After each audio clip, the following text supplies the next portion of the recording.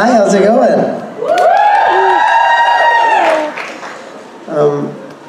A lot of smoke, just for one guy. Just like one guy on stage. How's it going? Did you have fun at the concert last night?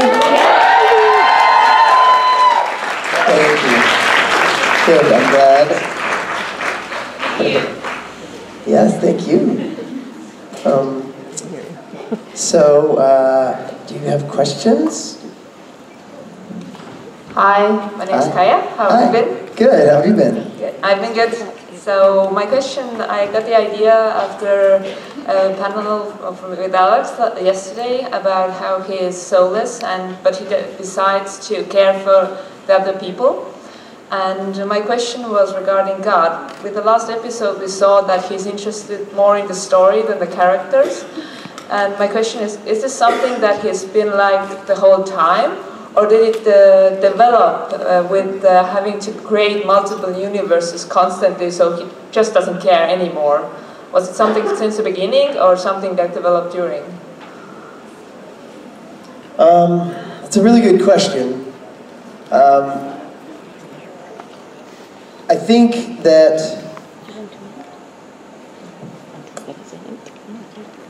I think that he cares, he's always cared about them. He loves Sam and Dean, and I think that when he says, of all the Sam and Deans and all the multiverses, you're my favorite, I think that's true. I think that, like, at the end of season 5, that letter, that story he wrote, the narration, which I think is a love letter to the show, I think all that's real, it's still true. But he sees Jack as a threat to his story, and he has a side to him as God that is wrathful and very impersonal, and that's what we saw in this season finale. He most importantly, he wants his story to be told. So that's it always was the most important thing. Yeah, that's why I was wondering. In season 11, that was the most important thing. In season 5, he was all about the story. But in his story, he loves these characters, but the story must be told. And I think he gets to a point at the end of this last season where he says, all right, fine, then your story's over. That's it. You know, and he's just, that's where he sort of becomes that sort of wrathful God. But I think it'll be really interesting to see what happens this next season, where they go with it. I think you could go all sorts of different places. Exactly. Yeah. Okay, thank you very much. Yeah. Hi. Hi. So one of the girls that was blinded by the lights yesterday. Oh, I'm sorry about that. No, it was fine. There was a point where I wanted to block it from you with my head. So I started wondering something though. It was one of your requests to remind us, even if we're on hiatus, that God is among us. The God is between us to get the holy light. Yes. Was it kind of a request, or it just happened? I don't know if I understand the say it again. Wait. So, since it's a bright light, like the God. God is a bright light. And you are God. And I am God. Yes. Is it kind of your request to have the holy light to remind us who is on stage? Right, while I play, yes. Because you were really bright at one point. Yes, that's what it was. I travel with a light. Right? And so... Oh, you have the travel size as well. But unfortunately, the way the light was aimed, it was just right at you the whole time. But yeah, that's how I have to, it's just in my contract now. Yeah, it's just I got to do the light thing. Oh, so you don't go away? Yeah, so it's, it's just kind of my thing. So we don't forget until next season. That's the idea, just just so you remember, God and everything. Okay, we won't forget that. Okay, good. Thank you, it was amazing, the concert, by the way. Thank you very much. Thank you. I felt so bad for them because there were these lights right here that were kind of like right in their eyes, and I'd see them, they'd be in the darkness, like enjoying the show, and then the lights, and then the lights go away. No, No, but it was super fun. We started laughing at one point and we distracted. We were trying to not be too loud actually because we were in the first row. That's nice. No, I'm glad you still like the show and everything. As always, as always. Good. Thank you. Yeah, thank you. That's funny. And then I tried to do my God snap, but it wouldn't. It just doesn't work in Italy. Anyway. Ask the Pope. Yeah. Vamonos. No, what is it? Andiamo. Hi. Hello. So this is sort of a two-part question, and neither are related. My first question is, would you spin the wheel? And then I also have a substantive question for you. You want to ask me the substantive question first, and then I'll spin the wheel? Yeah. Okay. My actual question is, you have been doing lots of cons for a lot of years now, and I was curious what your experience was at the beginning and how that has sort of changed or evolved over the years into now. Yeah, that's a good question. At the beginning, I was a lot more nervous, obviously, and I remember my first convention was in Chicago in like 2009, and it was right after the convention episode had aired, and so my character in the convention episode is very nervous, and that it literally just aired on Thursday, and this is Friday, and I'm coming out on stage, and I'm super nervous. So it was wild. It was like life imitating art. And so yeah, and so it definitely now, you know, there's no nerves, and it's evolved, and it includes my band and my music, and you know, I know so many of you, and it's evolved so much with time, and now I feel ingrained with the fans. You know, we're all family, so I feel a part of the family. And that's something that really is special, that's grown with the whole thing. I mean, I can't tell you enough how much this fandom, this family means to me, and how much it is a part of my life. So, you know, but I guess at the beginning it felt more like, oh, this is this convention for this television show I do, I hope I do well, you know, and now it's like a reunion with family, and, you know, I still meet new people, but it's a part of my heart. Same. Good. Thanks. Where did the unicorn come from? That's new, right? Yes. That wasn't here yesterday, right? No. Yes, it was. Ah. Oh. All right.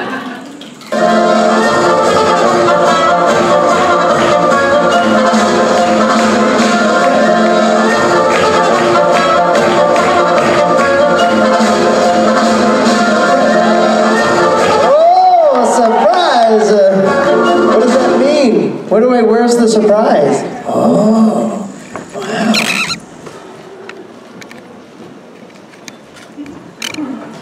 Wow. Oh. It's perfect. It's amazing. So what do I do with the surprise? I throw it out to them? Do I have to? Aww. What's your name? His name's Charlie. Yeah, Charles, but he says I can call him Charlie. Hey, buddy. Yeah, Chuck and Charles. Oh, he's just the best. What do you think he is, a bunny? He's not like a Pikachu, is he? Yeah, he's a little bit like Totoro. Yeah. He's cute. I like him. Okay, who wants him?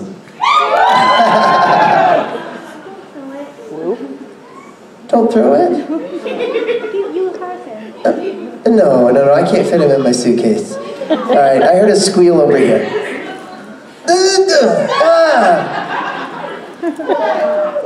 They're gonna. Oh, that's nice of you to do. Thank you. That's nice of you to do. That's family. Enjoy, Charlie. Aw, that was a sweet surprise.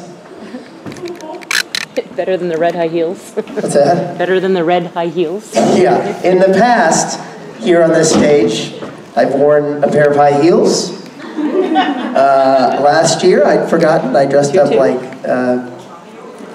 Oh, right, Mario. Mario. I totally forgot about that. I don't know how or why. I think it's like PTSD. You know, you put it out of your... And I saw a picture recently where, and I was like, what the hell? We do so many of these, and you're like, when was I? Oh, God, right. And then these pictures of me as Khaleesi have resurfaced, and of course I remember that, but I just don't remember how many pictures were taken of me backstage almost acting like I wasn't dressed like Khaleesi. You know what I mean? Arms around Rich, like, hey, what's up? A couple dudes hanging out, except I'm wearing a dress and a blonde wig and a dragon on my shoulder. Good times. Yes?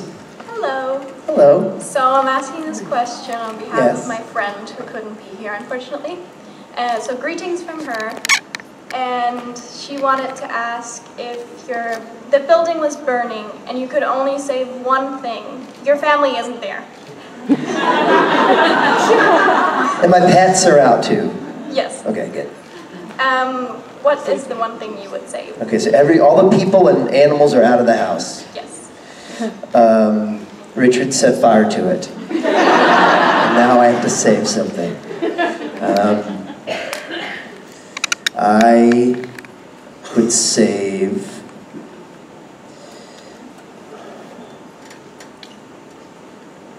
I'd save my guitar, my acoustic guitar. I've got a Martin guitar, and it's what I write all my songs on.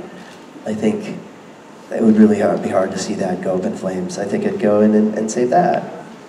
Well, maybe Richard could repay you. But Yeah, he's gonna have to deal with this, the fact that he set my house on fire. I don't like that. But no, we're gonna have to sit down and have a long conversation. Thank you. Thank you. Hello to your friend. That means there's a person coming on stage. It's Adam First.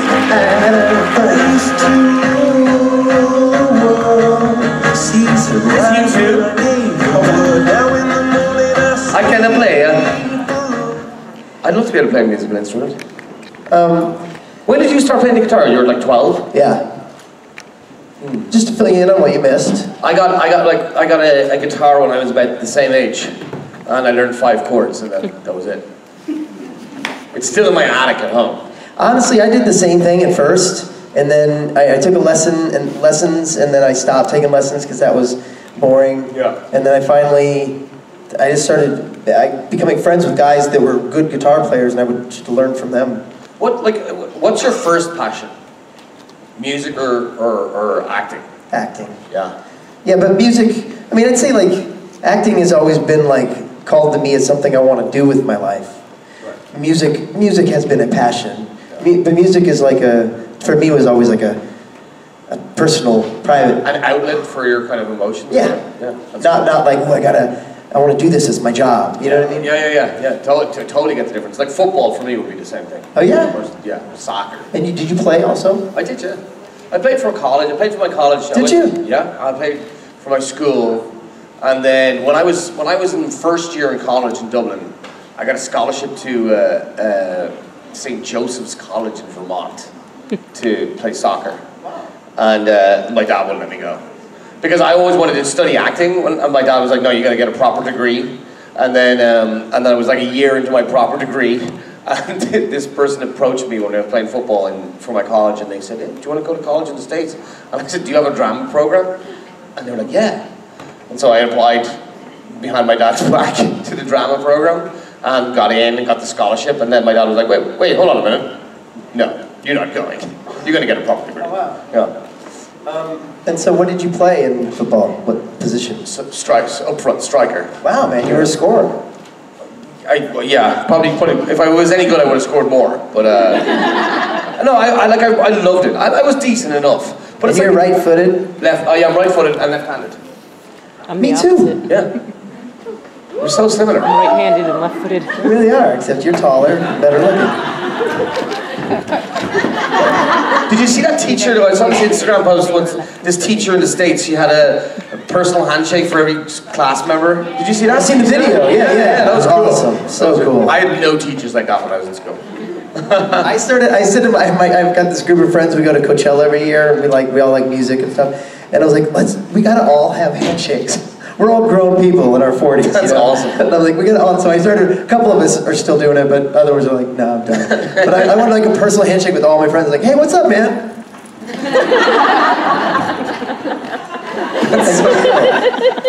We have to learn one. We'll learn for next year. Yeah. Hi. Did you want to ask a question? Sorry. Thank you. I love. Hi. Yeah. Speaking of music, I had a song request with Adam. I don't know if it bothers. No, go ahead. It's okay. Downtown Let Down was the song that introduced me to Loud and Swain. It was my favorite song for a long period of time, and every con I seem to miss it. So I was hoping to ask you to sing it now.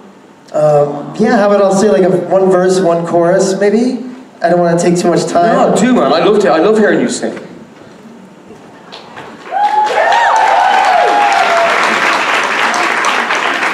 Jensen already did it. I can't get away with it like Jensen.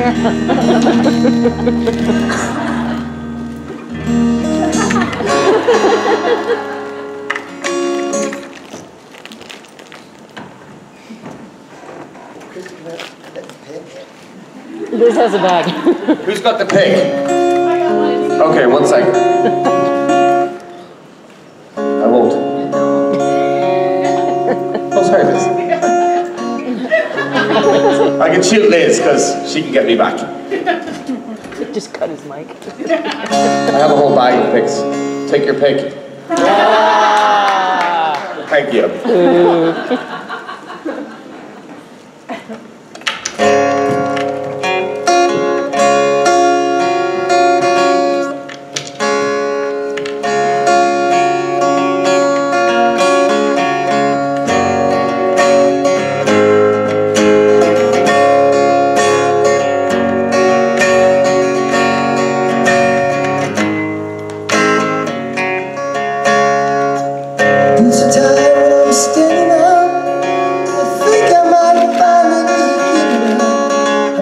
To St. Louis, hold on. Yeah. It's a time when I'm standing up, and I think I might finally be giving up. No, that's not it. How's it begin? Hold on. I get the lyrics up on Google. No, hold on, I got it. Do you want me to play it on my phone? No, I got it. Since I'm waking up, and I think I might finally be giving up. It's a time when I'm standing up, and stepping last my half-empty cup. And you say, change my ways. I really don't think that I could. And walk around with my head hanging down, and I really don't think that I should. Gonna hit downtown, let down.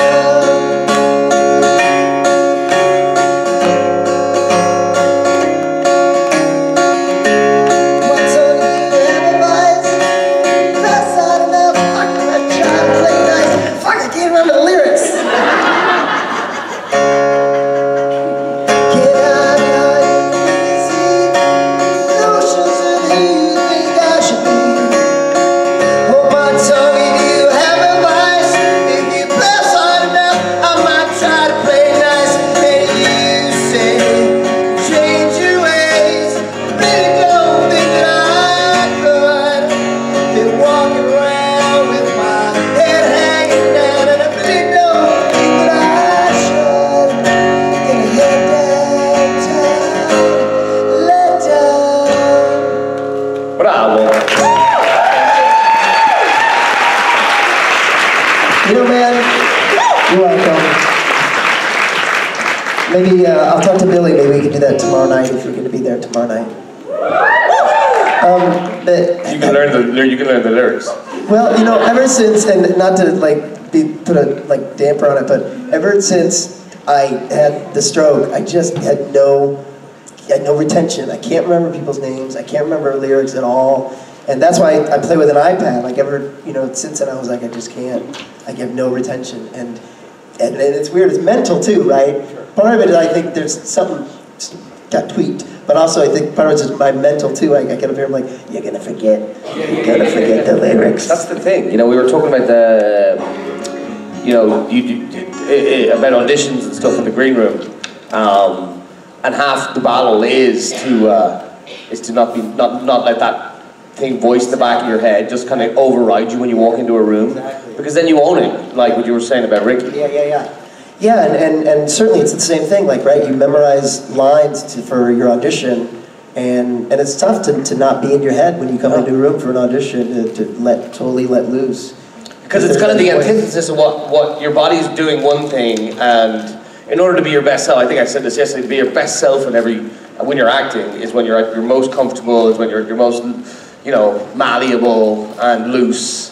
But like if it's a big audition or a test deal or something like that, you're kind of going, fuck, I really want to get this. Yeah, you know? Well, that's the thing. Like, I honestly wish I could have an iPad like that in my auditions with a pedal turning the pages, because like I'd be that much more relaxed if I had, because that's what it is for me. Like, 70% of the time I'm not even looking at the iPad, but just having it there is like comfort. You know what I mean? And I can let loose and have fun and play the song. Do you know what's so funny? I think it was Brad Pitt's audition for Thelma and Louise, and he's kind of like behind some kind of lectern or something, and he says the line. So the line is like, oh, whatever.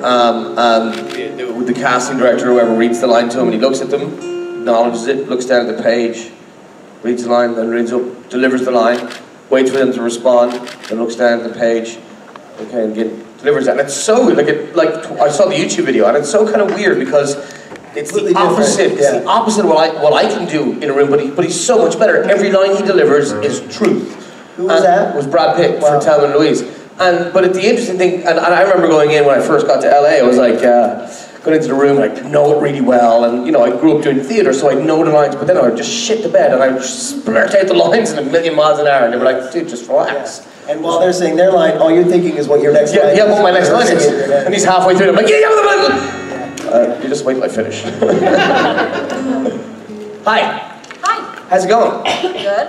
Awesome. Rob, last night the concert was amazing. Thank you so much. You guys can both answer this. What's your favorite Italian meal?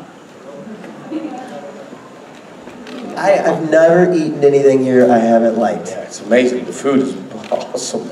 I don't know, like I suppose you can have pizza and pasta anywhere in the world, but when you have it here, it's just different. It's unbelievable, yeah. You get bad pizza in America. Yeah. But here you don't. You just don't. For some reason, it doesn't seem that bad for you. The pizza. Oh, I'm having pizza for lunch and dinner. When I was like in 2003, my first time ever in Italy, and my wife and I took like a 2-week trip. And the first night we were here, we had a meal, and I had gnocchi. It was the first time I'd ever had that. I didn't even know what it was. I said, I'll have the gnocchi. And it was delicious. So I'm going to say that, because I have a fond memory of having that. Cool. It's unbelievable. Yeah, gnocchi. It's good. I'll have the gnocchi. Gnocchi. Yeah, anything. You have your mom's spaghetti carbonara at home, and it's good, because you grew up with it. But then you have it here, and you're like, oh, Mom. What the fuck are you doing all these years? Head over to Italy. What's your favorite? Probably scampi. Scampi. Interesting. I had the most amazing king crab last night for dinner. Jesus marriage. Oh my God. Were you with the group? No. When you and Misha went somewhere else? Yeah, we absconded. And it was just like you're pulling it apart with those claw things. I'm sure. Oh, I love that. Yeah? The claw things. That's claw things. Technical term. Yeah, it is. But it was delicious. Hey, give me one of them claw things. Thank you. Thank you, Vicky. Thank you. Hi. Hi. How's it going? A little bit scared. You're a little bit scared? Yeah. It's my first time here, so. Oh, welcome. Thank you. I have 2 questions, and I'm not sure which one to ask. I have a pretty stupid one for Rob. Great. It's fitting. And a serious one for Adam. So, Also fitting. Which Which one? I'm such a serious guy. Which one should I ask? Do the city one Silly first. one. The serious one? Yeah. Do you think there is a version of Mick in the alternative universe? If so, what do you think about the idea of Catch from Sam Dean's world, looking for him to help him fight in the alternative universe as a way for him to ease his conscience? As a way for him to what? Ease his conscience. Yeah. Yeah, that would be cool. That would like Who in the other universe? Catch Oh, David Hayden Jones. Right. So like you're basically saying David Hayden Jones is like, you know, I'm sorry, dude. I shouldn't have shot you in the because head. he felt guilty. He after did. all. He never felt guilty. That's my problem. He should though. But later in the show. Yes. Yeah. Do I think that there's another? You know, I'm dying. For the season 15, we talked about it the other day, and I like.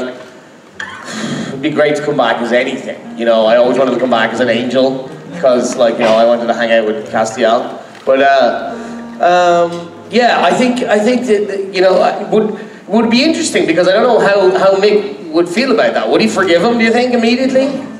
I think he might kick him around a bit first. Yeah, probably. I'd like Mick in the alternative universe to be a badass, you know, like ripped and stuff. I know it's a big push,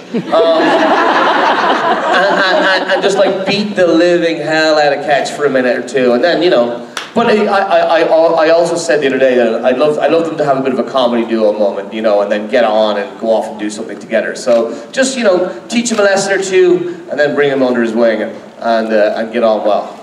Okay, thank you. Thank you. Oh, what about? What's your question? Do you want the stupid one? Yeah. Go. Okay. What is it like to play this big, most powerful being in the universe while being so tiny and cute? Yeah, it's a big shoes to wear. That's a really interesting question. I've always wanted to ask you that question. No, it's heavy. It's really heavy. I mean, it's you know, at first it's you know, you go, ooh, that's exciting. I'm playing God. Yeah, playing God looks good on a resume.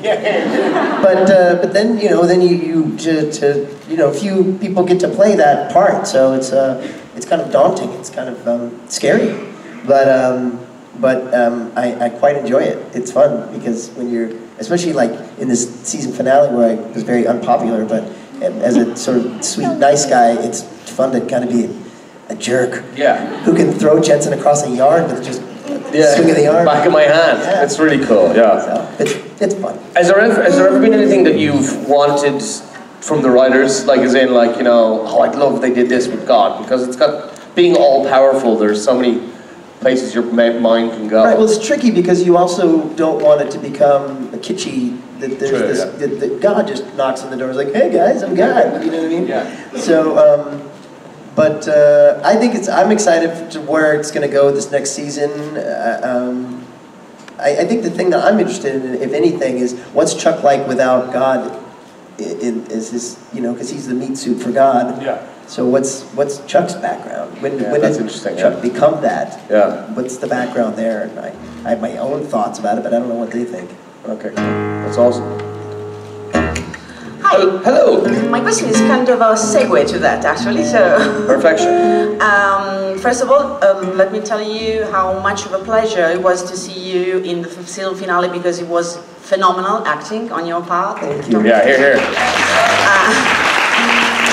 And it was a real pleasure to see you. It seemed like you could actually, I don't know, flex your acting muscles a bit. Yeah. And to see Chuck, we used to see like adorable goofball Chuck become that version of him was actually kind of scary and nice. And so I would be curious, would you like to play more villainous roles in the future? And if yes, which ones would you like to play? I don't know, which kind of roles, or if you have a role you'd like to... Yeah, absolutely. I think it's quite... it's a great challenge, and there's something oddly freeing about it, because, you know, I think you try so hard to be a good person that it's kind of like when someone gives you permission to to be the asshole, it's kind of fun to do. So yeah, I'd love to play villain roles. In particular, the one that comes to mind, I think he's an Irish actor, is Sherlock, Benedict Cumberbatch. He's English. The bad guy. Oh, he is. Yeah. Andrew Scott. Yeah. Andrew Scott. He's amazing as Moriarty. Moriarty. Oh. So I think Moriarty would be a great character, evil character to play. And he's such a nice guy. Is he? Oh my God. Andrew Scott is so good in that. So that's someone that I would strive to be like. And I hear he's an incredible actor. He's in something else. Somebody said, is it Fleabag? Yeah, the second season. Fleabag. And like he's done like. He's been all over the West End. The really thing about it that you're highlighting and your questions highlights as well is that like when you are inherently a good person or a nice person, a friendly person, ignore that. Let's just hang out. You can go if you want, but you bring another flavour to a role. Like it's too on the nose to play the bad guy and be bad, but I think when you're inherently a good person and a nice person, you bring a different flavour to it. Andrew Scott is a perfect example of that, because it's so evil because he's so kind of calm and controlled, and he hates Sherlock so much. I know. Right. For me, Iago was one of my favorite characters to play. My favorite character. Absolutely. Yeah. Like that was my dream role, and I played it only in acting class, but I love Iago because he hates Othello so much. Yeah. He's so manipulative.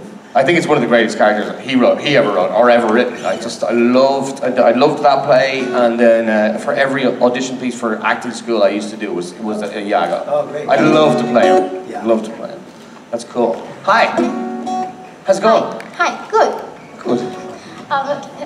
Like my friends say, this is my favorite panel because you two guys are my favorite. If only Richard was here too, my three favorite guys. That's nice. Richard's a dick. Yeah, he had a thing. He was invited. No, really, he's Dick. Dick's bait. Yeah. He was invited, but he had a thing. Yeah. He was like, I don't want to be there.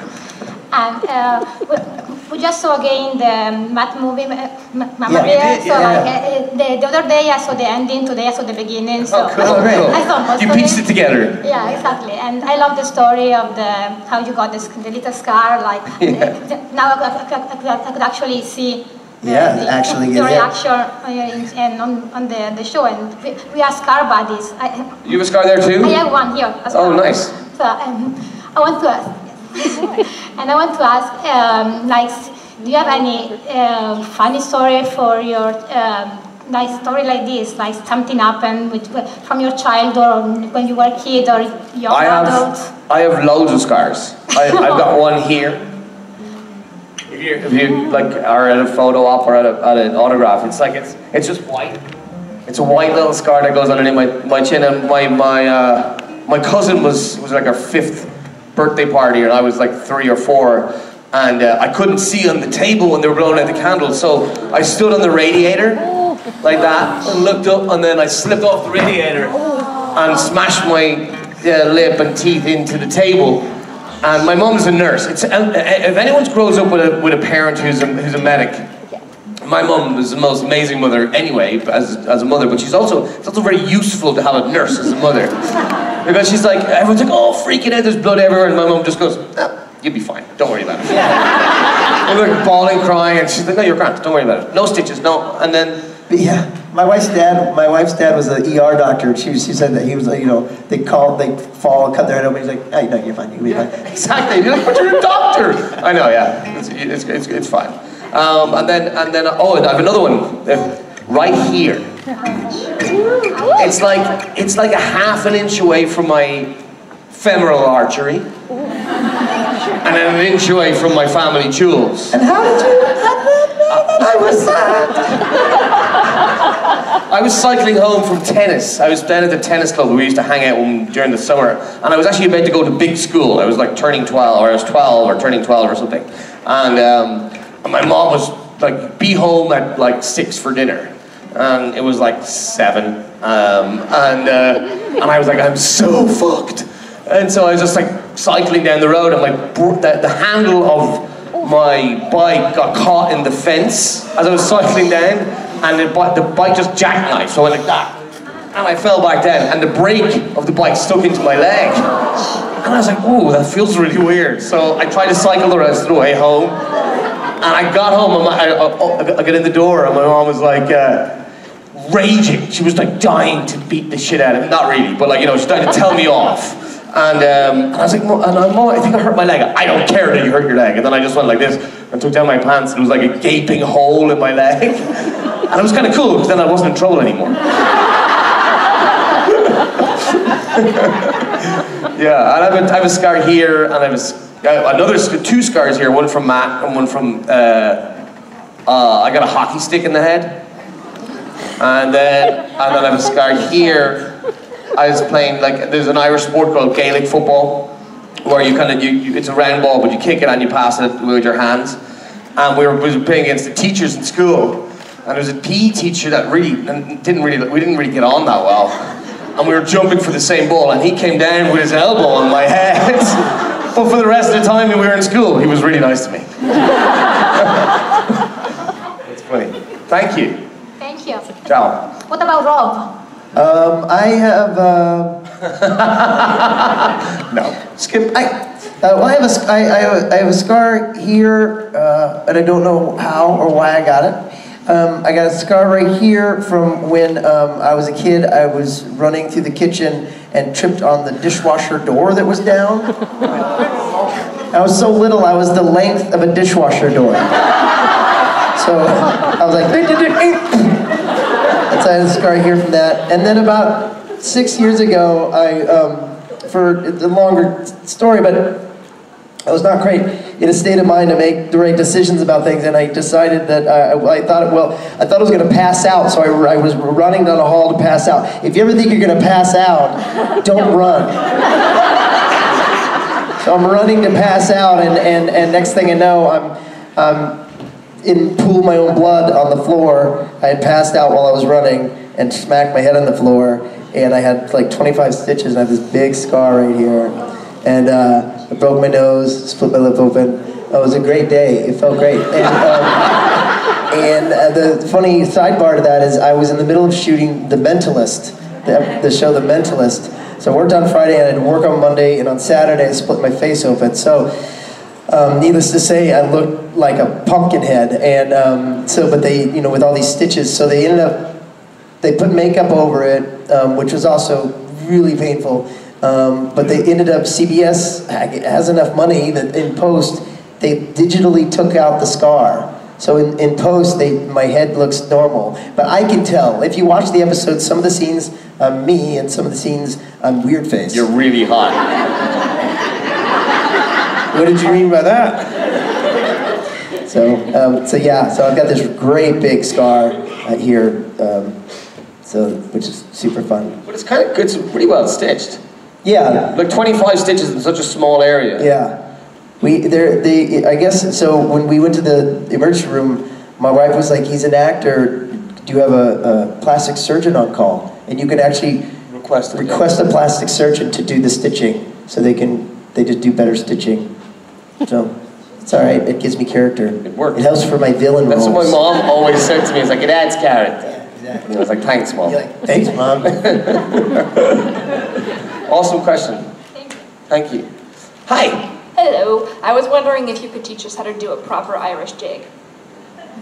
No problem. Like, myself and my girlfriend were at Disneyland, and we'd had a few drinks, and there was an Irish trad band playing on one of the bandstands, and she was like, "Oh, would you do an Irish jig?" You probably know that. Can you do Irish dance? I used to when I was a kid, yeah. Come here. Oh shit.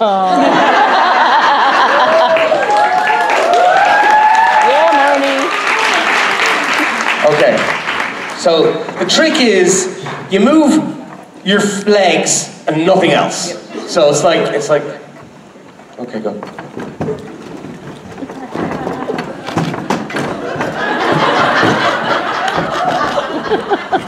She's much better at it than I am. Thank you, man. So it's like, it's a traditional Irish jig. Yes, but like there are world champions. All the world champions seem to be American. Am I doing it? Like, yeah, that's it. But you know, have you seen Riverdance? Yeah, it's Riverdance. Jesus, Mary and Joseph. Is that it? Yeah.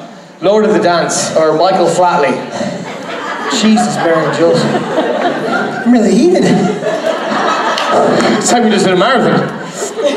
Yeah, so and it's amazing when you see them do it right. These young girls and boys, they're just like that, and they have these like Irishy costumes on. And do they have to wear wigs?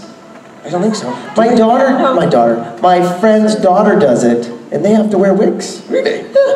Yeah, that's a thing Red now, hair. apparently, with the wigs. It's what? That's a thing now with the wigs. When I was a kid, you didn't, sorry, my voice is gone. You didn't have to wear the wigs, but now you see them and they're these huge wigs. Really? There's hundreds. Yeah, so I can't teach you, but you guys could collaborate maybe and you can teach me better. How's it going? Grand enough after that. God, it's been a few years, tell you. Actually, this is kind of coming on from one of the questions you were asked yesterday, Adam, about the costumes in State of Happiness. Oh yeah. I saw pictures you tweeted earlier in the year of you in period costume for a Mary Pickford thing. Yeah. So what's the story on that, or when is that? I saw it's quite bizarre, that movie. Mary Pickford was like the first like Hollywood movie star. She was the first person to ever successfully go from the silent movies to the talkies. And she was a powerhouse. She was about 5 foot tall, Canadian. And she was married to this guy called Owen Moore. And Owen Moore and his brothers and his parents had come over on the boat from Ireland, quite literally, at the turn of the 20th century, like 1890 or something like that. And he became a silent movie star. And he was a raging alcoholic. He was really bad. He was a bad dude because he married Mary. He was like 22, 23, and he married Mary when she was 17. Or maybe it was more, actually. He could have been 24, behind her mother's back.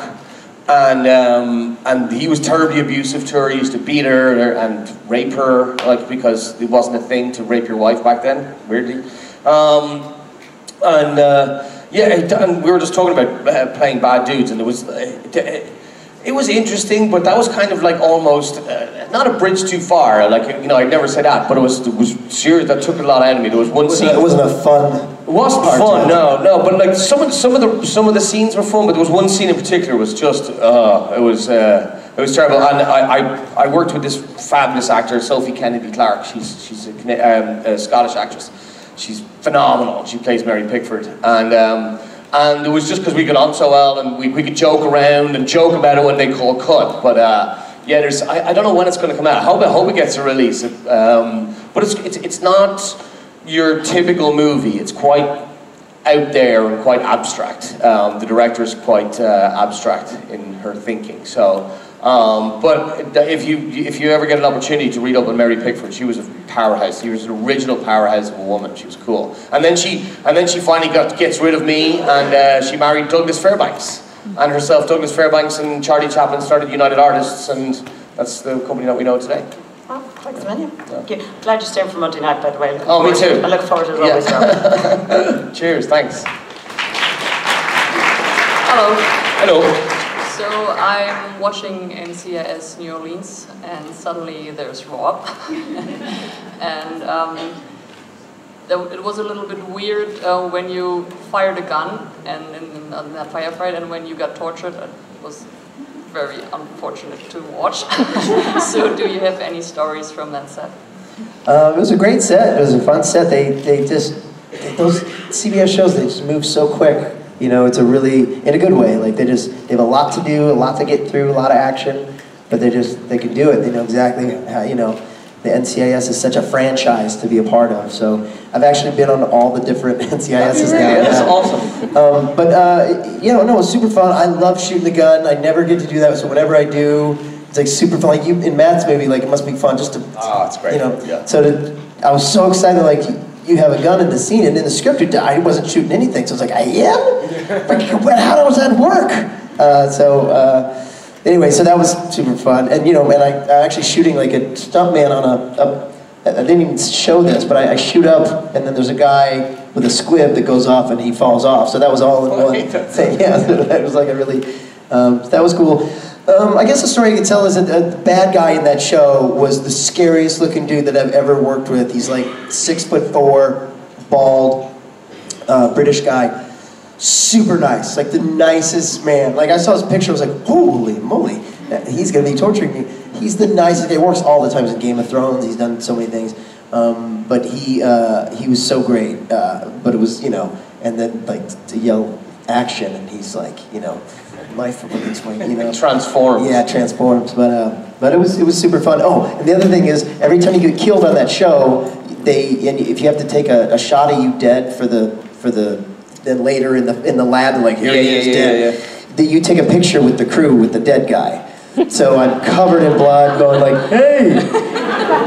So because they had to do the pictures of me dead, so I was like in this yoga pose, like because I got run over by a train. I was like, what? You got run over by a train? Run over by a train, yeah. So it was really my body. We did one shoe the other way, so it looked like my foot was turned around, and I was just like. That's awesome. Yeah. That's awesome. That's supposed they put up all the pictures of the dead people. It's great to die. In super fun to die. Oh, that's awesome. There's just another funny thing. My friend showed me Hawaii 5-0, and she didn't tell me that you would appear there, and so it was just your voice, and we were sitting next to each other, and that sounds like Rob. And she was so mad that I recognized. You got it? Yeah. You ruined the surprise? Yes. Nice, good for you. Thank you. Thank you. We've been kicked off. Wow, Natasha. Lunchtime. All right, we're gonna go eat lunch. Thank you so much. This is so fun. I love doing panels with other teams.